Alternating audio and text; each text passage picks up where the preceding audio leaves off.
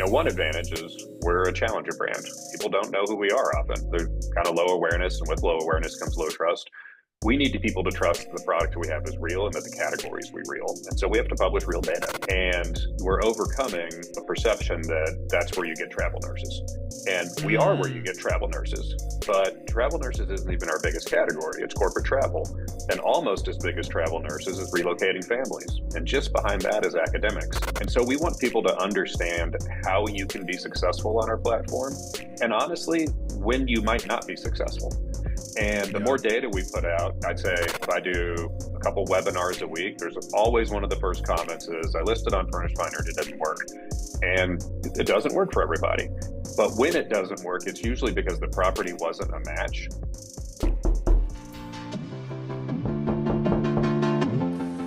Who's this? Oh, you're an entrepreneur? Oh, you're a real estate investor? Oh, you're trying to learn from those who did it? Well, come into the lab then. Put your white coat on, gloves on, notepad, and let's build, y'all.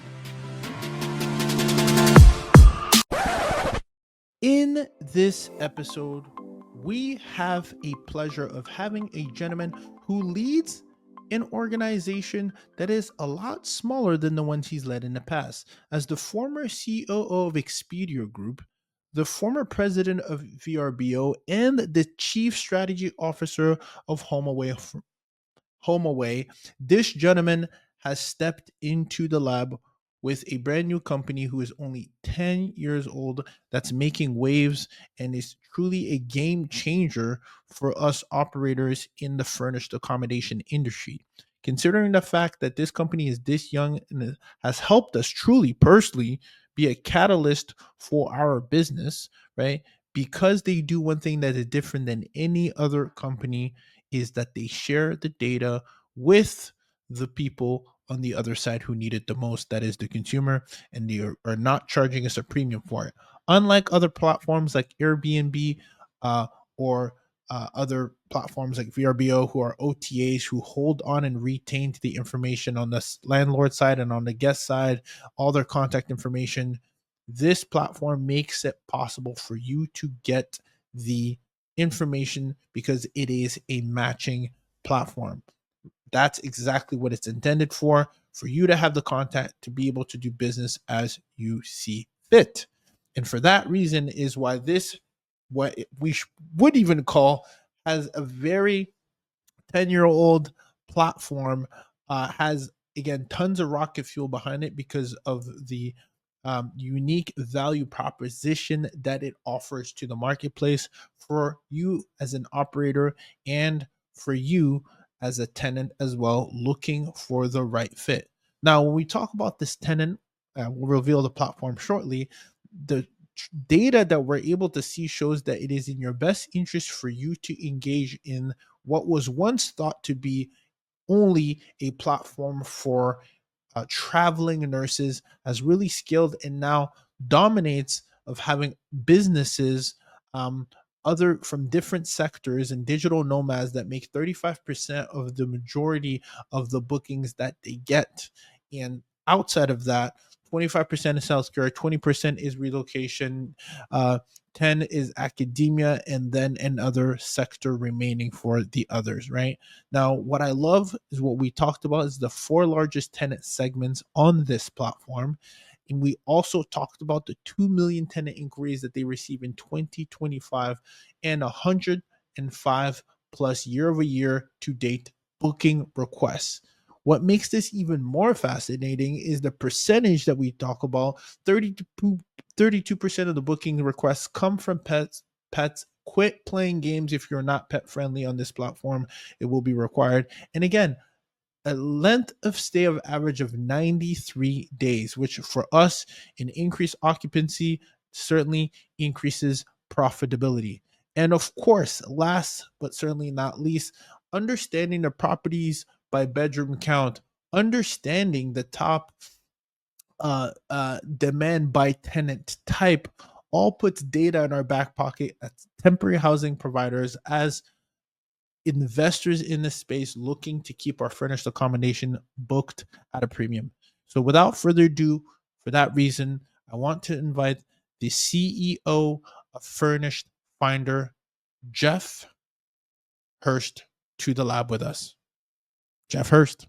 Real estate experiment. What is happening, y'all? Today, I have the pleasure of having a gentleman that makes our business function tremendously because he's the leader of a platform that you are probably using and you probably don't know what happens behind the scenes and all the efforts that's happening. But most importantly, I always say, a business is as good as the operators and the leaders behind it. And today I am humbled to have this gentleman here who will show us what is happening behind the scenes of a platform you may have already heard of. And if you haven't heard of it, you certainly want to be on it, especially if you're in this space of providing furnished accommodations, right? Whether it's single family, whether it's you have one property, whether it's a dozen or 100.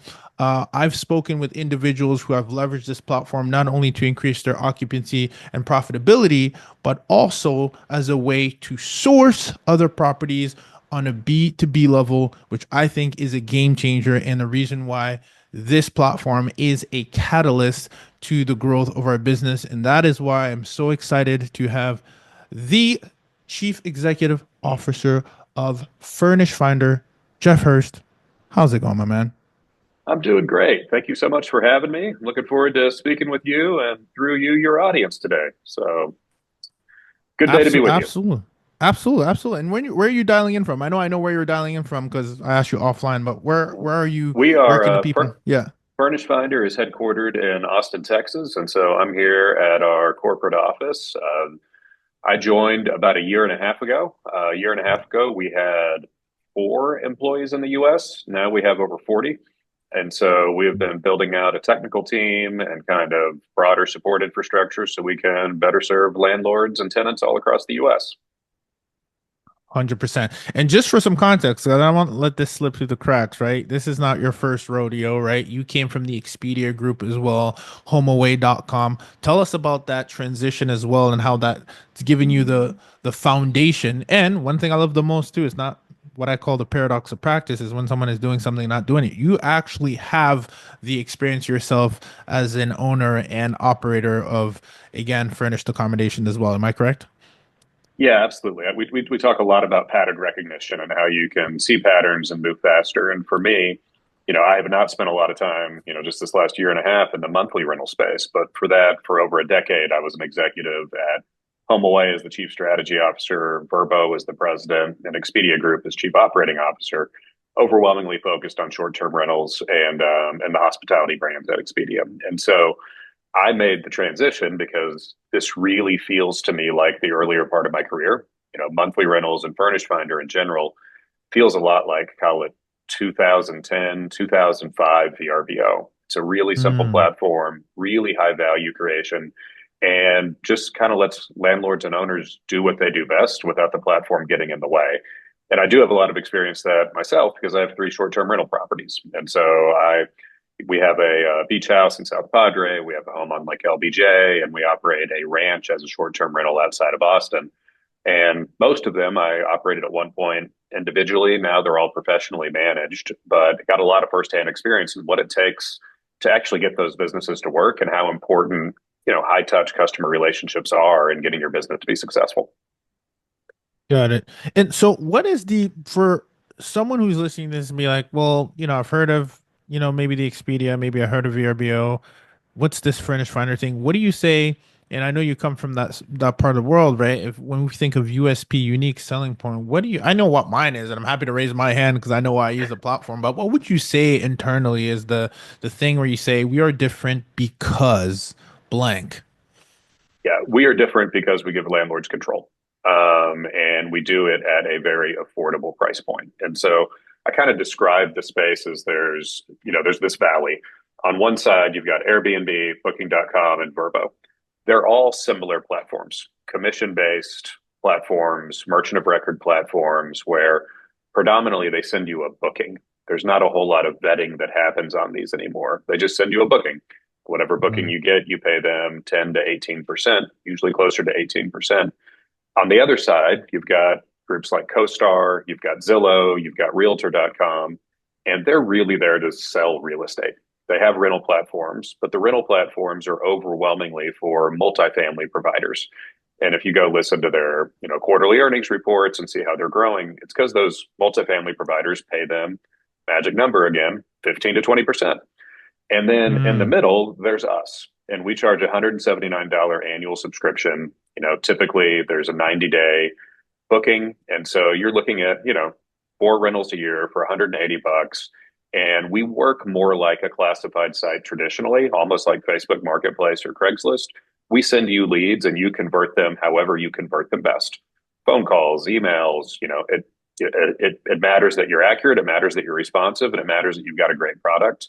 And our job is just to get that product in front of people. yeah, and I think you're doing a phenomenal job of doing that, you and the team, because I think all the other platforms, when you think of, Furnished Finder, and correct me if I'm wrong, is not an OTA, right? No, What would you call yourself then? Because an OTA, just for our listeners, the way I look at it is, it's an online travel agent where you can go ahead and book. Typically, those companies want to retain the information of the either the tenant, and same thing with the landlord. So there isn't kind of a connection point between the two where, but isn't that, we always talk about, right? If you're not paying, which we are for those products, which is interesting. If you're not paying, what do they say? If you're not paying for the service, you are the product, or something like that.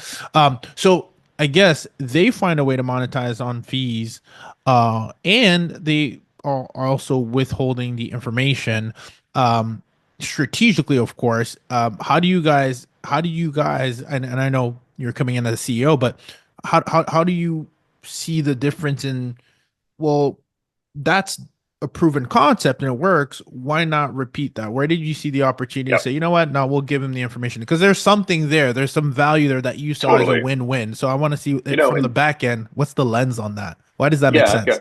got it's a little bit back to the future also. And so I talked about our Yeah. UVP for landlords, but what's more important is the unique value proposition for tenants. And so our tenant type is, we became famous for traveling nurses. Let's assume a travel nurse makes $90,000 a year, and they're going to Hmm. travel 9 months out of the year. They're on a stipend that's $1,700. If they book all 9 months on Airbnb versus Furnish Finder, they're going to lose almost 2 weeks of take home pay. That 10% on $1,700 really adds up. And so while it's convenient to be able to enter your card and push book and be done with it, is it 2 weeks of take home pay convenient?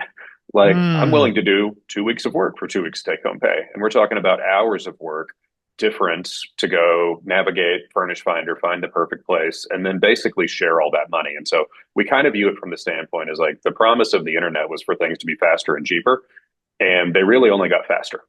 And so we're trying to find a better balance of how do we help it also be cheaper and do that better than the OTAs. And online travel, OTA is online travel agent. It literally means they're an agent on your behalf.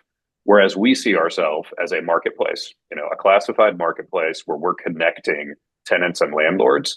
And so we can do it cheaper because we don't have as much infrastructure to manage.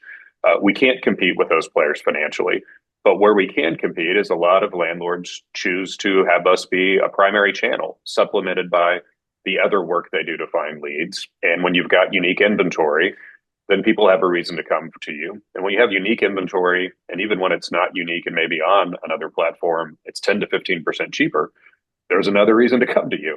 And so we're Yeah. attracting a lot of tenants because of our value proposition, not because we're outspending everyone else, but because we've got a great product, and the product is the landlord's homes and the care they take in them. Yeah. No, 100%. I think you guys have done great with that. And what do you see, I guess, is that, because I want to get to the data. I think the data is kind of always true and telling of what was happening now.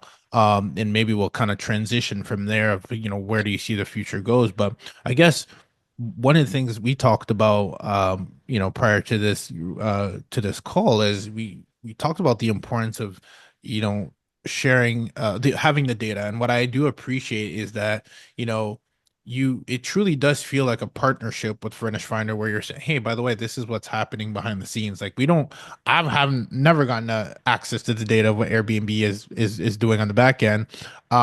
Why do you think that's important to? And again, I'm saying specifically, maybe I'm a little bit jaded because I'm in the industry and I happen to be, involved with the Furnished Finder pop-ups. You guys are showing up to conferences, etc., sponsorships, etc. Really being there for the landlords. But um, why do you feel it's actually important to share that data with the community? Do you see it more as a way to attract and hey, this is a no-brainer. Come on over here. This is what the data shows us, or more like, how do you see that being so important? Yep. Because I feel like you guys are, intentionally, when a brand does something, I'm always paying attention to why they're doing it, and it seems like you guys are very intentional in that. Am I right? Yeah, it's certainly intentional, but some of it is the way that I'm wired. Like I'm pretty much a data geek. Like this is the way I think. I think in spreadsheets. I'm always focused on the trends. There are two advantages for us as a company as to why we lean into it. I think maybe harder than peers. One advantage is we're a challenger brand. We need and people don't know who we are often. They're kind of low awareness, and with low awareness comes low trust. We need people to trust that the product we have is real and that the categories we real. And so we have to publish real data. And we're overcoming, a perception that that's where you get travel nurses. And we are where you Hmm. get travel nurses, but travel nurses isn't even our biggest category. It's corporate travel. And almost as big as travel nurses is relocating families. And just behind that is academics. And so we want people to understand how you can be successful on our platform. And honestly, when you might not be successful. And the more Yeah. data we put out, I'd say, if I do a couple webinars a week, there's always one of the first comments is I listed on Furnished Finder, it didn't work. And it doesn't work for everybody. But when it doesn't work, it's usually because the property wasn't a match. And, we are $2,000 to $3,000 as a sweet spot, 2 bedrooms and less as a sweet spot, and 90-day plus travel. We're not beaches and lakes and oceans and luxury. We're hospitals and universities and great primary school districts and commute corridors. And if we publish more data to help people understand how they win, then more and more of the winners and winning properties will join the platform. And we'll just Yeah. kind of get over some of that selection bias because, if you bought a short term rental in Breckenridge that's a 4 bedroom ski in, ski out, and you're like, well, I'll put it on Furnished Finder and get a bunch of 90-day bookings, it's not that likely. That's not really what Mm. we're great at yet. I hope we get there, but that's Yeah. not where we are today. 100%. And it's interesting because you're going where I mean, the data kind of tells the story as well. And if you don't mind, actually, is it okay if I actually pull up one of the slides that you Yeah, had shared? sure. Absolutely. And One. Mhm. there is on our YouTube channel, there is a video presentation of me talking through this data. So if anybody wants to go deeper than what we do today, please follow up there. No, that's fascinating. Thank you for that, for making that accessible. We'll make sure we plug that. Is that on the Furnish Finder YouTube channel, or is that Yes, it is. Furnish Finder? Okay, excellent. We'll make sure we plug that in there. My editor add that in here. So it's fascinating because, so to answer your question, and for those of you who can't see the screen, I'll talk through it. One thing that was key about what Jeff said is that yes, originally it started by serving a lot of the travel nurses because it's just a good product market fit. But it sounds like, based on just looking at this, that has expanded dramatically, right? I mean, I'm looking at here. We're saying what? I mean, I'll let you speak through this, but you're saying 25% is healthcare, which I would envision that's where you're putting in the bucket of travel nurses. Is that right? That's right. And I think, if you tried our site during the pandemic when the site really grew very rapidly, it was growing Hmm. because of traveling healthcare, and traveling healthcare was probably more like 2/3 of the total. It's mainly nurses. There's also doctors and other traveling medical there. The biggest category is that business and digital nomad. And so, a lot of that is traveling sales, entrepreneurs, small, medium business. A lot is construction. I think that's one of the hottest categories right now. This construction crews moving around and needing a place to stay. And then digital nomads in there too. That's, typically a professional who can work from anywhere. And they're choosing to basically live in furnished finders or move 6 months out of the year and live in them while they can do their job remotely. And so that's the biggest category now. You can see below healthcare that says relocation. There's two primary use cases here. One is what I call try before you buy.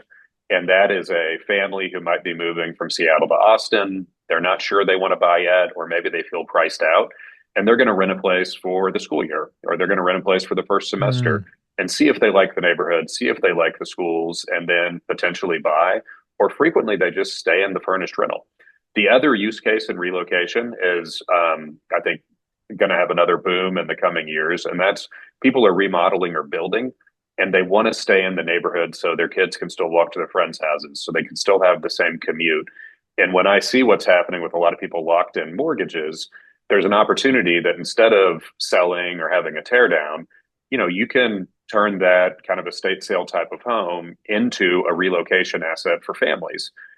My neighborhood, there's almost always somebody remodeling a kitchen, doing an add-on, or, suffering that they're at a roof fire or a plumbing break. Like, it's a community asset. And so we're seeing a lot more of this start to be in that space you spoke of earlier, Ruben, of like, the 3 bedroom ish, which is a bigger footprint than we historically focused on. And then academia, that's universities, professors, grad students, often smaller families or starting families, and they move a lot. Their professors move many times before they get tenure. Grad students have, kind of they need 9 months and then a summer somewhere else and then another 6 months. And so we're accommodating that increasingly. yeah, you can see that. I mean, that it's fascinating you bring up construction because I think it's all about changing your paradigm, right? It's like, oh, Furnished Finder associating with travel nurse, but then you start looking at this and you're like, well, no, there's 35% there of falling on the umbrella of business and digital nomad. And then what you just said is relocation. And I think it's important that it's when you have a tool, right? If you have a hammer, everything looks like a nail. And I think it's real important that we zoom out and say, hold up, there's actually other data points that would actually reflect my association of this differently. And I think it's important for us too, right? Because we think, and when I say us, I mean being a temporary housing provider in relocation specifically and working with insurance, just having that lens that that's the only thing you can get out of relocation is false because truly what you said, and if you've been on Furnished Finder long enough, you'll see the inquiries that come in of what you just said. Hey, we're remodeling our kitchen. It's going to be out of use. Kitchen is a primary use of primal needs, right? For eating, right? So Yeah. therefore, let's relocate, right? These are just things that, yeah, I think what we're doing And here is bring a certain level of awareness of that. Oh, like there's actually tranches within these buckets, or for lack of better words, or pies. There's actually layers deeper than the value we just look at face yeah, value, right? you keyed on something, Ruben, there that I think is really important. Is that, like, it's about primary needs. It's about Maslow. Like, these homes Mm, are not outfitted like a short-term rental for your spring break with an extended family or a bachelor party. Like, that's not the yeah. use case. And so you're not building pickleball courts and having eight 70 Mm, inch TV screens and including a theater and thinking about all the cooking, like, wizardry stuff you need to have. Like, it's functional. We usually say that for $7 a square foot, you can furnish a house. If you're doing well, you'll pay that off in 6 to 8 months. And then you're just cash flowing more than the unfurnished house, because it is about making someone comfortable. It's not about wowing people with the furnishings, because what they're mm, paying for is convenience, safety, and, a comfortable place to sleep when they're working, or a place they're really grateful to have because they had a crisis in their home. yeah, 100%. So if I'm listening to this, right, and I'm a firm, maybe I'm a small boutique firm, maybe I'm an HR, and I'm like, huh, this is interesting. Tell me about this, because Jeff, maybe this is something that went completely over my head. Do you have an account level for those who are maybe looking to relocate 15 employees? And like, what does that look like? Is that a different profile than your traditional landlord that has 3 bedrooms? Like, what does that look like? We do have, we call them power users or super agents, and we have a Okay. lot of them. Interestingly, a lot of times they're landlords who realized they were also good at helping place people into other homes. I've got Mhm. 2 homes, they're always booked, but I'm really good at solving this need and helping people place. It's also the insurance companies, the ALEs, the CRSs, and the corporate Mhm. agents. They're all part of this network. We don't have yet a built out profile and specified, like, dashboard and software suite. It's something we want to build. What we do Mm, for them is, we have a lot of fraud detection and velocity checks to help keep scammers off the site.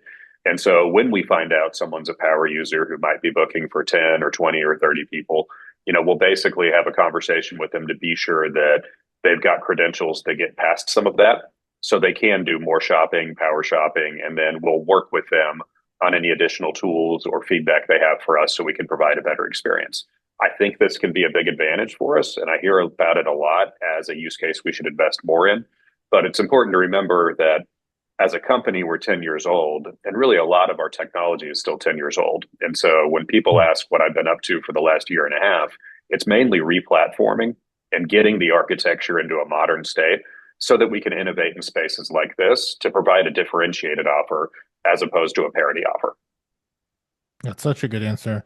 And by the way, sign me up. Would love to have more conversation offline on how we can align as power users, because we definitely are leveraging it within our business. And I know it's something that I've heard, but I don't know that maybe someone on my team is doing it. I'm not aware that we are. So I would love to get all the perks and bells and Perfect. whistles and be on the forefront as well when you guys roll out more. Because I do think there is power in being in the tech side myself, just seeing the fact that you guys are even sharing this data and how it could be even used as an asset for operators or power users and super agents. I see the value in that, and I think there's an look for what it's worth. It's another income generating avenue for you guys that you should respectfully, I'd be willing to pay for. Maybe I shouldn't Yeah. have said that on the air, but Well, shoot. it's Shut a, up and take my money. Give me the data and give me access and for give me us, more, right? our goal is that, the 235,000 landlords who are using us get great tenants. And a lot of Yeah, tenants use agents, or they've got corporate housing providers, or they're like, yeah. and we need that ecosystem to want to use us too, to keep our landlords satisfied and happy. And so we want it to work. I don't have plans to build a pay for product for it, because we're trying to keep this really cost efficient. It's $179 a year, and if the phone rings for a landlord and it's Ruben who's there interested in placing three different families, like, outstanding. Like, we did our job, and that's what we're trying to do. Mm, that's awesome. That's awesome. That's good stuff. So with this data, I'm gonna also point to another one, respectfully from your deck here, brought to you by Furnished Finder. So the huge thanks for making that available to us. Our four largest tenant segments, the growth of the relocation. This certainly piqued my interest because interpreting data is one thing. What can you say about this 130% growth year over year? And is it just Yeah. tied to what we just said, or is it more of we're putting in some of maybe those relocation temporary housing providers? And maybe let me understand, it's the demand, right? So we're seeing more of a demand for housing for Right. relocation. Can you enlighten us there? Yeah. So what this specific stat is looking at is people consider, like, the jewel of demand on our site's called a booking request. And so you can get a booking request which has somebody's occupation, interested dates, party size, and then a little bit more about them and what they're trying to do. And so that's, it's the most qualified demand signal. You can also get a message, which is somebody just reaching out. It might be, will you accept a 100-pound dog, which I have, and many landlords won't. And Hmm. then there's also phone reveal. So those are the three actions you can take. This slide's looking at the growth in booking requests, and relocations growing 130% year on year. I think there's a few things behind it. At a Yeah. macro level, you've got a housing crisis. You've got the mortgage lock rate, and that fewer people are buying and selling. With interest rates really high, more people might be interested in renting. And then you've also got, this increasing dynamic of people are flexibly living. And so they're relocating. They're very happy to not be in a permanent house, jump into the next big thing, and flexibly live. I think there is an insurance element in here. I don't think we're seeing a boom yet on what I'd Hmm. call that remodel new build, but I think it's coming. But it's really around people who are just moving to a new place and choosing not to buy. I saw some information posted, I think it was by Zillow. It was one of the big apartment companies saying the average age of home ownership is up to 37 years old, and it's expected to keep getting older. And so you're almost seeing like a Europification of the housing market, where more and more people are going to rent in their 20s and 30s. And it's a pretty savvy way to get out of that capital expense on furniture if you can rent furniture too, because Mm. you're able to hold on to, 10, 20, $30,000 and get that money to work for you somewhere else. You can save it, you can enjoy it, you can do something different by being able to rent a home like this. Experiment Nation, you've heard me talk about how multiple investors across the nation are landing these lucrative midterm rental insurance contracts by making these small tweaks on the branding and marketing side, especially if you're an existing short-term rental operator. There is a quick and easy shift that you can make with the ride guide in place. And because we've launched a 2-day boot camp that not everyone could attend in real time, I've put together a recording where you can get all the materials and all the guides to focus on rebranding either your short-term rental business or your current midterm rental business, so that you can actually have the insurance companies reach out to you. And then day 2 is if you want to actually play offense, how you can reach out to them by listing on the right platforms, etc. If you're looking to get this MTR bootcamp so that you can start optimizing and you can start receiving these lucrative contracts that again provide less headaches, less turnovers, unlike the Airbnb space, you can start receiving inquiries today by having the right guide in place. So please go to experimentrealestate.com/MTR bootcamp or click the link in the bio to make sure you get your hands on the midterm rental insurance bootcamp to fast track your way into landing these lucrative insurance contracts the exact same ways multiple investors have taken advantage of this unknown and untapped niche within the midterm rental umbrella. So interesting because we talked about Brandon Turner earlier and Bigger Pockets, right, from that world, and a lot of the big keywords there that is, when I first got into that on that platform and their education ecosystem was house hacking, right? This is almost sounds like Furnished Finder could be a nice life hacking, where to your point, I never even thought about that you're 100% right. Furniture, we on average, a 4-bedroom property that we stand up from the ground up is right around $20,000, and that's on the lower side. That's because we typically go for 4 to 5 bedroom homes, right? But if you really want to make it like, make it really super nice, and you could be upwards to 20, Yeah, 25. and Yeah. it's expensive. It's expensive to move. You're moving it all the time. There's wear and tear. There's a lot of cost associated with furniture, and getting it right and being able to save that money as tenant is a really big deal. That house hacking dynamic.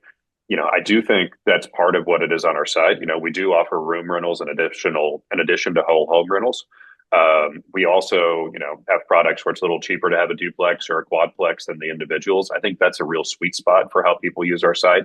And increasingly, we're seeing more and more ADUs.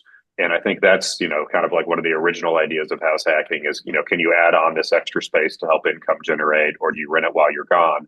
Both of those are a big part of what the platform does. That's awesome. One thing I'll add here, and I'll kind of jump through a little bit. This really jumped out to me. What would you say? I'll let you interpret it in your own words because I have my thoughts, but I want to hear from you. You're the captain of the ship here, so you have full context on and blind spots, etc. So I'm gonna selfishly focus on this 4-bedroom count here, just because I think it's really interesting, and for those of you who are not seeing a screen, what I'm going to communicate here is that it says smaller spaces still dominate our inventory. And you have a fun fact here that says, did you know we have 63,000 room rentals? And then the breakdown of this is pretty interesting, Jeff, right? You're showing properties by bedroom count, 55% for 1 bedroom, right around 1,600. That's the average cost, right? We're saying It's the monthly across the rent. platform, Yeah. monthly rent. Okay, and then you're sharing here 2-bedroom home, 25%, right? Of that is right around average of 2,600 for 2-bedroom, and then we're at 15% for a 3-bedroom, right at 3,400, and then we're for a 4-bedroom, 5% of the inventory, right around 4,900. I'm going to selfishly ask, and I'm sure my audience will appreciate this, the 3 to 4 bedrooms, um, does that, because the data can be interpreted very differently. Do we feel, again, just based on what you know, that these areas have grown over time? I don't know if you have that Yep. data. And do you feel like those are the slowest ones to grow, or they're kind of growing at this kind of the same clip as the other ones? Just curious, and I'll tell you why I'm Yeah, asking that. I don't offhand Mhm, know the growth mhm, by bedroom format. What I'd point to is two mhm, things. The reason those larger formats exist is primarily that relocation bucket we talked about, which is more mhm. families, larger tenant group, and is the fastest growing. The other thing I'd highlight, the you can actually see the bottom of the slide here. That's talking about the distribution of tenants. Scroll up is a distribution of tenants by party size. So 70% of tenants are three or fewer people. Um, but interestingly, 10% is five or more. And think about like five or more people probably need that four-bedroom home on the next page. So you've got Yeah. 10% of demand is five or more, but only 5% of inventory. And I Ooh. think that's actually the critical dynamic for why we're starting to see more bigger footprint inventory is that Hmm. there are more and more landlords who are realizing that the cost of furniture can greatly increase their yield and that there's a, big group out here. And if you play it all the way through to the alternatives, these more expensive homes, as I said, it was $4,900 a month. Now you're talking about $500 a month in Airbnb fees for a place you might need for 3 or 4 months. Like, there's $2,000 available there for the landlord and tenant to share instead of the platform. And I think that's why we'll see more growth here. But it is really far from that core use case of corporate healthcare that we're known for. And so that's why we're trying to get the word out and help people get more comfortable with it. That's such a good data point. I just you actually painted the picture so well when you did the 10% versus the 5%, because you can kind of see that that's the whole demand versus supply. And each time supply and demand economics 101 kind of go in the opposite direction, your price increases, right?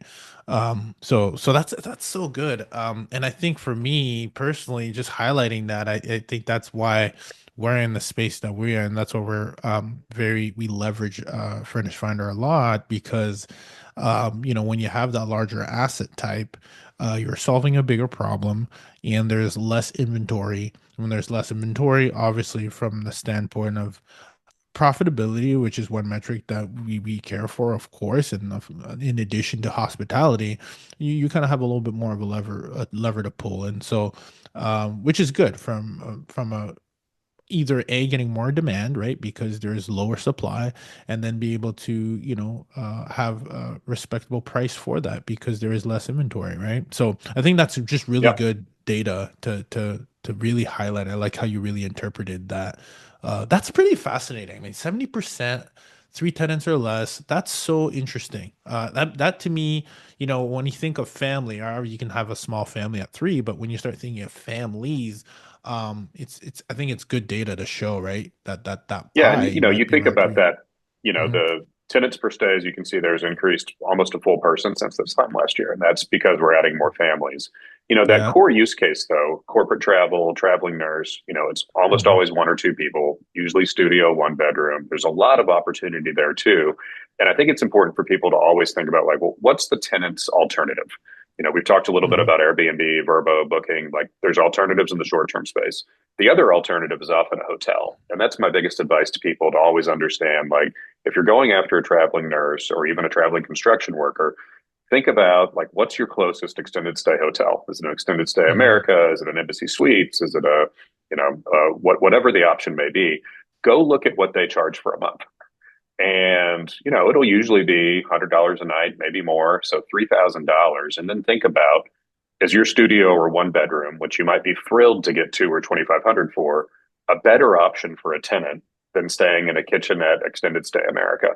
And so there's a lot to be learned from like, how would you think about your hotel parallel? And if you're a family, or maybe a family has been impacted by a crisis, like it's expensive to get three rooms at the Marriott. And maybe Oh, your place 100%. is just as good as three rooms at the Marriott, which would be $30,000 a month. And then how are you thinking about like, wow, if I can do this for 5 or 6 thousand, they're so much better off. And what does that look like? And so you're always kind of competing against short term hotel, and then the other option is like, is somebody going to rent long term and buy all the furniture? And you can kind of do that math too. The cost of the rental plus $20,000 of furniture plus less, liquidity or option value to move. It's a big deal. Yeah. Well, it's so funny because the first example you shared, Jeff, that's operator 101, such good guardrails to have and reference point, I should say. I think that so around, what is your local competition charging with respect to the quality of the inventory and etc. Because I think that'll help you justify your price with and relatively to the marketplace. The second I think is super ambitious, and I almost wish more people would do the math that you just did, because I think sometimes, I'll put the name, I'll coin the term on your behalf, life hacking. If more people actually did a life hacking analysis the way you just did and thought, hey, hold on, wait a minute, this might cost me $20,000 to furnish, and uh, this is gonna be my long rent. Versus if I go to Furnished Finder and I do this, like, I wish more people were that sophisticated or had that kind of hindsight. I think most people, and I don't mean that in a negative way, I think that's very savvy for you to actually be thinking that way. Because I think sometimes there are traditional things. I'm like, oh yeah, let's buy a house. It seems like the next thing, most logical That's how thing to you do, that's right? how you build wealth. That's what my Right. parents did and their parents And it's did, and so like, I got to do it too. exactly. And it's like, no, hold on, hold the phone here. Like, there's actually a better alternative. And just having even a platform like yours, what you offer is just doing the math. I can't stress this enough. What you just said, I wish this is, again, now we're speaking to our community as investors, right? Like, we own multiple properties and still rent where we live. Well, technically now we have multiple homes, etc. But for a long time, we got investment properties before we got a home where we lived on for a very Yeah. long time. And And I that's think, so common with the younger generation. yeah, but I think it's also smart because it all goes back to what you said, right? It's the opportunity cost, right? Like, if I have an extra $1,500 that I can be pouring into my business or this venture that's going to be a higher ROI, rather than, again, now we're getting into the whole life planning thing, but really it's, is that really the best use of your money to park it in 20% Yeah, I and mean, on a furniture, liability? furniture is a depreciating asset. It's worth just like a car. As soon as you pick it Yeah. up, it's worth less than when you bought it. And Yeah. so, I think a lot of people are thinking like, why would I continue to buy and then move and then, go through depreciating assets when I can put it in an appreciating asset and actually help pay for my lifestyle or build wealth? Yeah. Yeah. Well, I think that you got the right audience for that, because I think Experiment Nation we've has heard many different ways to hack their way through life and in better investment opportunities. Um, and so on the heels of that conversation, right? Because we just talked about, on the first hand, being able to look at your competition, what's happening locally. I want to zoom out for a second and ask you, as a CEO, how, I mean, there's just so much going on. I almost wonder, how do you as an operation say this is shiny object and this is what we're gonna do? And the reason I ask is, you might look at, a competitor, or what you would see someone you could aspire to be, well, not really, because you're in a different lane, but you're saying, let's say Airbnb. Airbnb has Airbnb for work. Great. How do you as a leader of your corporation, or maybe you rely on people to do this, how do you decide what you are going to do and what you're not going to do? And I'm so curious to ask this, is because there's so many different paths you can go as an organization. And how do I determine which one is the right path for you? What is the process? Yeah, I mean, it's easier to talk about the philosophy than the process because I think the process gets Mm, messy. But if everybody aligns on the philosophy, then you can live with the mess. And it's been an interesting learning moment for me because I came from Expedia Group. I think at our peak when we were at Expedia Group, we had 25,000 employees. I probably had 3,000. Massive teams, global scale, tons of engineering coordination, and here we are. We've got probably 40 or 50 employees in the US, and we've got a very talented support and sales team out of Colombia, but we don't get to place as many bets. And so the most important thing is like we're always thinking about what's going to have the biggest return for the marketplace, what's going to help tenants and landlords the most. And so when we when we, joined the company a year and a half ago and I built out this team, we're like, well, we've got to fix the plumbing. We've got to fix the infrastructure because if it falls over, nothing else matters. And without Mm. modern infrastructure, we can't build the things we want. We need better data. Like we couldn't have powered any of those charts a year and a half ago. We need better data. We need better infrastructure. We need better visibility and observability. And so we prioritized that. And as we prioritized that, it became like, well, which pages in the experience have the most impact? So we rebuilt the property details page, the search page, the home page, the join Furnished Finder page. And we kind of take it through that lens of what are landlords and tenants using the most and how much can we move the needle if we go improve it. And so the next big thing, we're actually kind of we just relaunched the mobile app. We've still got work to do to make it great, but it's way better than it was. And it's fast and responsive. The next big thing we'll tackle is messaging. But the philosophy is all about what's going to create the most utility for tenants and landlords. Rinse and repeat, rinse and repeat, rinse and repeat. If we're serving them, it's going to serve us. That's so good. I like how you kind of redirected me in the philosophy. I appreciate that because I think that also tells you kind of level sets of how these conversations happen behind the scenes. It's not like, hey, which feature? It's like, hey, does this align with our philosophy? And it sounds it's always tied back down to the experience. And in order for you to get there, you have to have a strong infrastructure, based on what I heard you say. Yeah, and you've got to be willing to embrace that it's impossible for us to have right answers. It's about progress, and Mm, obsessing over the perfect process to get the perfect answer for what the roadmap looks like consumes a lot of time. And so we're always talking about perfect is the enemy of progress. What's something we know is going to add value that we can do quick?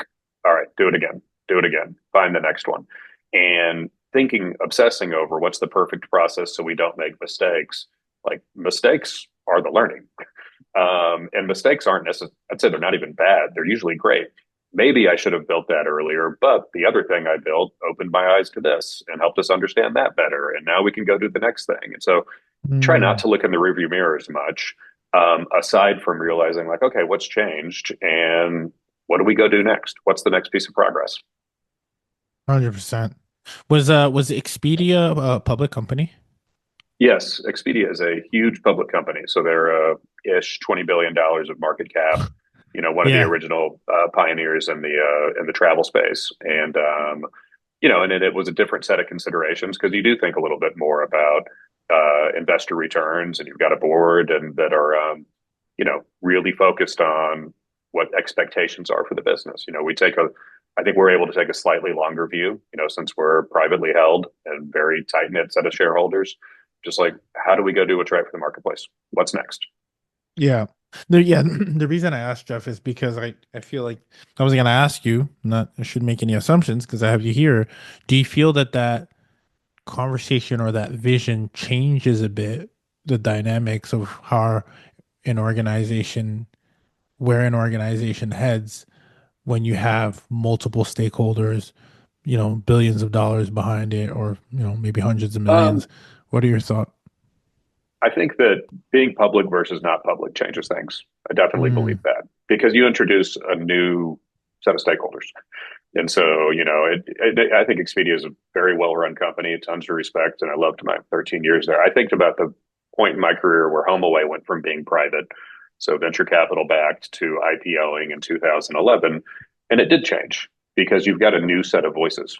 We used to have our customers, our board, our employees, and then you add, public investors, public stakeholders, their expectations. It's not that it has to change it in a bad way, but it absolutely changes that there's another important set of voices to think about. And employees pay attention to what the stock price is and want to see it go up and want to see it impact their wealth. mm, And so there's just another consideration that we don't have to think about as much as a private company. And, it's not an indictment of being public. I think it's a great system in capitalism for public companies. We're fortunate in that we're not there yet. And so I think we've got a different set of incentives. yeah. Good answer. I mean, it's interesting because personally, as a, I would call myself a budding entrepreneur because there's so many levels to this thing, right? I've been surrounded by some amazing business operators who have exited and etc. And I always look at business I guess there's two types of entrepreneurs, and I would love to hear what your thought is on that, right? There's like the entrepreneur that is building, um I guess there's the I shouldn't say mom and pop, but I think where I'm trying to go is there's like the VC world, and then there's like the proof of concept world where like I can show sales, and then there's the I have this vision and now I need money. And I'm just so curious. I don't know if you see it this way too. I think they're two very different animals, and I wonder if you, as being the executive that you've been, do look at that when you're looking to take on a company. If it's like, okay, so there are investors involved. This might be a very different dynamic versus the, oh, this is kind of a owned and operated for 100 years by the family, and it's been passed down. Now, mind you, I just went to a Yeah. family business reunion, and again, some of these family offices, and I mean they're huge, right? Like I was at the Porsche. Like there's apparently there's a lot of family businesses, so I shouldn't mix that word because a lot of family businesses end up being going public as well, right? They end up being big. But what I'm trying to say is very similar to like you think of a Furnished Finder, you think of Expedia Group. I'm just curious, you as an operator, as a CEO who is involved with a lot of, someone had this vision, right? And do you feel that it's two very different atmospheres that you would actually choose based on your experience to, yeah, I like this one versus the other one? Do you feel that it's different, tremendously Yeah. I different mean, to operate as an executive? And which one do you think is the one you would lean towards? yeah, I think, two separate questions in there. And I mean, certainly I consider myself more of an operator than an entrepreneur. Hmm. And I've got, and I consider pretty much all of our landlords to be entrepreneurs. They're Yeah. trying to build small businesses. Some of them are very happy with a single home. Some of them want to, build an empire. Some of them want something in between that's just like a great lifestyle business. And none of those are really me. Like, I'm an operator and I'm really comfortable with it. And so when I left Expedia and was thinking about what to do next, I did want to do something smaller. I wanted to do something that was domestic. I didn't want to spend as much time across time zones. And I wanted to be focused on something I knew I could be good at. And I really enjoy Mm. marketplaces. I enjoy getting to know they create a tremendous amount of data. And they also allow you to play this like kind of fascinating role of like you're really getting to know this matchmaking element between tenants and landlords, or in my last world, we'd call them owners and or hosts and guests, wherever you end up with it. But I like that problem solving. Where I think Mm. entrepreneurs and operators have something in common is that to be great at either, you've kind of got to be obsessed with the problem you're trying to solve. You've got to just be curious and thinking about it in a way to where it doesn't turn off. Because, and I'm kind of like this with my own short term rental homes. Like, I love looking at real estate. If I had endless capital, I'd just keep buying houses because I think it's fun and I love the shopping process and the dreaming process. And, I meet people who love serving people and they love the notion of helping nurses or helping corporate travelers or helping a family who's in distress. But I think for any operator or entrepreneur to be successful, they've got to really know what they're going to wake up thinking about and go to bed thinking about, and whether that lines up with the endeavor they're taking on. And for me, that's what drew me to Furnished Finder. It felt familiar and that I'd done part of it before. It felt like something I could do better again with the hindsight I had. And it sounded really fun because I could get a crew of people together that I've got experience with and like working with and be great at it. And so, hopefully we're on our way to doing that. Yeah, no, it seems like you are, and people are catching on, and that that always means that you have a great product and the operations is is doing what it's supposed to. Let me ask you maybe more of a personal question for someone else who's listening. Who's like, this is pretty fascinating. I mean, we don't have executives like yourself who've done it at such a high level who also are serving a lot of what you said is true entrepreneurs, right? You're a current CEO at Furnished Finder, you're a COO at Expedia Group, then as chief strategy officer at HomeAway. You've been an executive for, you have a plethora of knowledge and experience in that realm, which is very impressive. Um, and you've also worked with a lot of entrepreneurs. What would you say to 20-year-old Jeff today, as far as if someone is looking to just go through what we call this life experience? What's one thing that I think jumps out to you as a like a paradigm shifting, either advice or something that you wish you would have kind of seen the world a little bit differently earlier based on all the experiences that you've had as an executive? As as a Yeah.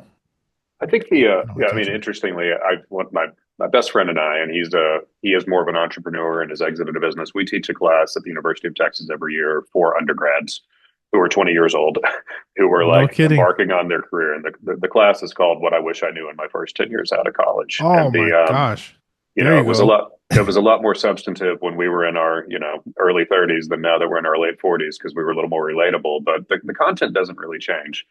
And the I kind of think in slogans sometimes, but the messages I always try and get to stick. One is that progress is the enemy of, or perfect is the enemy of progress, and that school gets you to think that there are right answers, and that getting wrong answers is bad. And so like you got a 90 instead of 100, or you failed something, and like that's not real world.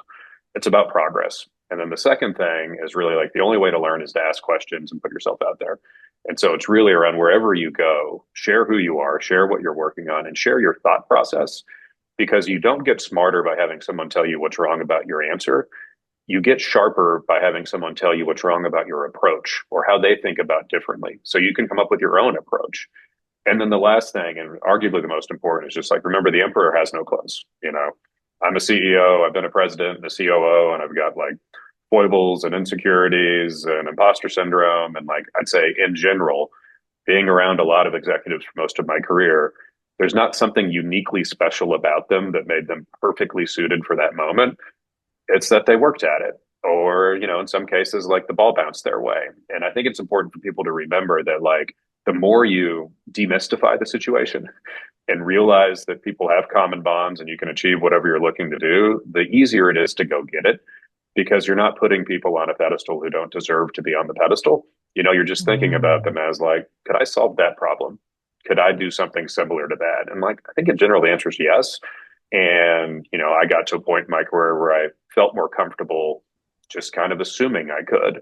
And along the way, getting to know, my peers and other executives, realize that like there's not some secret sauce there. And the earlier people realize that, I think the more ambitious and more risk they can take. That I'm gonna have to re-listen to that. That was a lot of great insight in that. So I kind of no, that was really good, and I didn't know I kind of threw the alley off the backboard there because you literally used to teach this with one of your very close friends at the university, which is fascinating. I would love to. What I wish I learned at 20, is that what it was called? It's things you should know for your first 10 years out. Wow, that's that's uh that's great. That's a lot of good stuff in there to unpack. Love that. Um, I resonate with that one a lot. I've always said the certainly progress is success, and then and it leaves clues as well as to course correct, and you get new data points. You have a different behavior, and you look over time over your shoulder. You're like, oh, look how far we've gone, and it's interesting because often it's the fact that you took action that then leads you down a path where you didn't imagine being, but it's because you had essentially your compass pointed in that direction. So, And just yeah, it's yeah, so and I, good. always remember how little and so like Mm, I was speaking at a conference earlier this week, and I came home, and we got a 15-year-old daughter and a 13-year-old son. Nothing keeps you humble like a 15-year-old daughter. And I was like, yeah, I was speaking at this conference, and she was just like, why would anyone want to listen? And I was like, there you go. oh my gosh, that is so funny and humbling at the same time. That's a how do you respond to that? I don't have kids yet. What was your I just have, response? I just remind them that there's things about dad you don't know as well as when you're home with dad. And I was like, hey guys, I've actually been doing my job a long time, and I'm pretty good at it. And people are interested in like what I've learned, and they're like, huh. Well, anyways, you want to play basketball? Huh. It just That's kind of so funny. rolls off.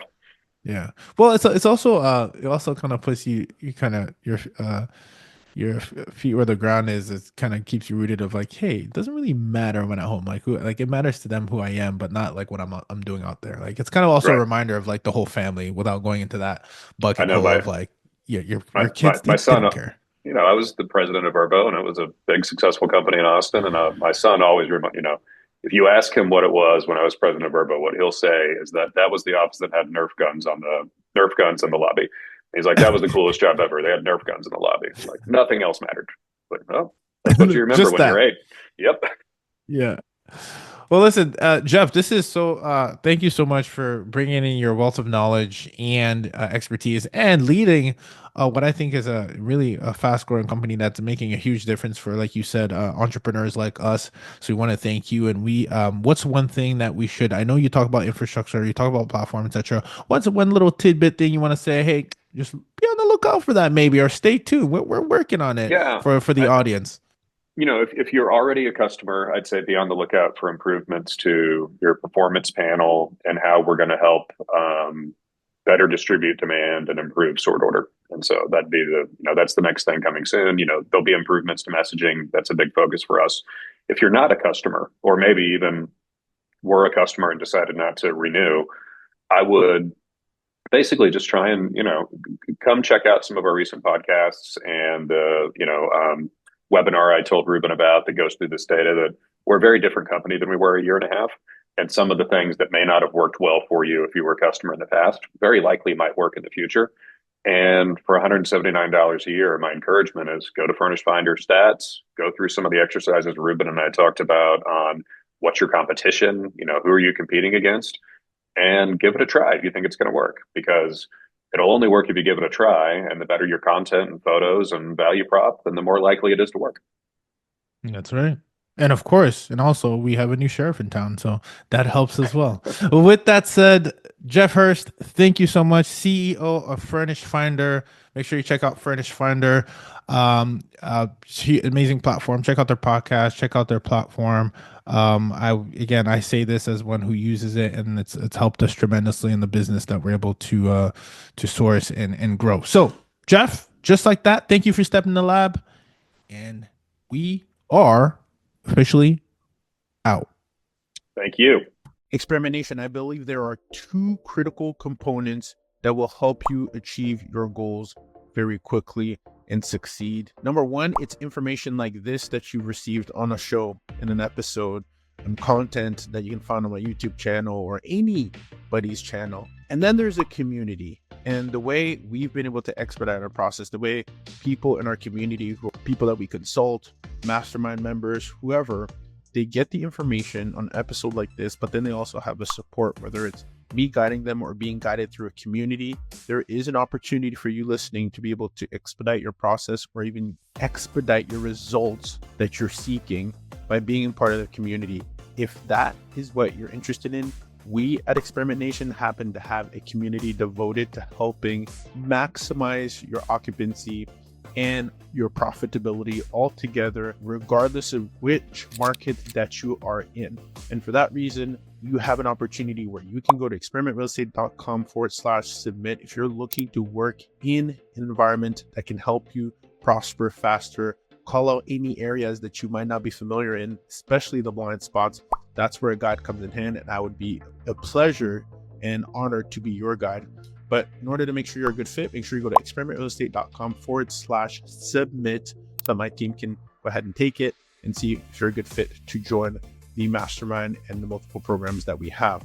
In addition to that, I'm also now a YouTube partner, which means that I want to give you more access to information, more access to Q&As, more access to the questions that actually come out of our mastermind that help people expedite the process. We've seen people get anywhere from $4,000 to $5,000 to $6,000 to even $7,000 a month net on just one door by applying the strategies that we use by working with corporations and furnished accommodation in a very strategic way. So if you're interested, make sure you also subscribe, because I'm going to have different tiers that's on YouTube now that we've become YouTube partner. Continue to be the bridge to your success in your lab, and your lab means your life, your goals, or wherever you're trying to head. So make sure you also hit the subscribe button on my YouTube channel. That's youtube.com/real estate experiment. We'll be there. You can also look us up at Midterm Rental Insurance Experiment. We will be there. Make sure you hit the subscribe, because that's when you'll know the tiers that are available to you that make sense for you, your marketplace, for your results. Remember, you're only one experiment away. Let's build.